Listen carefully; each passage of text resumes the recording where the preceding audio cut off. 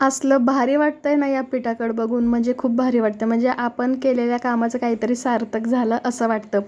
कारण की मागच्या वेळेस मी जेव्हा इडल्या बनवल्या होत्या ना, तेव्हा म्हणजे त्या अशा जास्त फुलल्याच नव्हत्या. कारण की मी जेव्हा पण इडल्या बनवते ना, खूप फुलतात, पण मागच्या वेळेस फुललं नाही. म्हणून मला खूप असं हे वाटलं, म्हणजे आपण एवढं सगळं मेहनत केलं आणि अशा इडल्या फुगल्या नाही. तर मी काय केलं सांगते तुम्हाला. सकाळी भिजवलं, रात्री वाटून ठेवलं आणि पूर्ण रात्रभर आणि दुसऱ्या दिवशीचं पूर्ण दिवसभर आणि परत रात्र, म्हणजे 2 दिवस 1 रात्र असं पीठ जे आहे ना ते भिजत ठेवलं.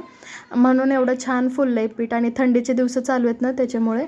मग आता इडल्यामध्ये म्हणजे सोडा वगैरे मी काही टाकले नाही. मग पाणी घेतलं, सगळ्या साच्यांना तेल लावून घेतलं आणि सगळं जे काही बॅटर आहे ते सगळं आपल्या इडलीच्या साच्यात लावून घेतलं. आणि म्हणजे इडली शिजायला ठेवताना ही ट्रिक नक्की वापरायची, की हे असे वाफ जाण्यासाठी जे होल असतात ना, ते एकावर एक न येता असे साईडला यायला पाहिजे.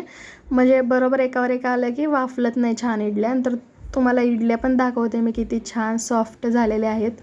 खरंच अशा इडल्या झाल्या ना खूप भारी वाटते, म्हणजे सगळेजण आवडीने खातात ना. तर पाहू शकता इडल्या कशा झाल्यात. तर चला, तुम्हाला पण रेसिपी हवी असेल तर मला नक्की सांगा कमेंटमध्ये. बाय.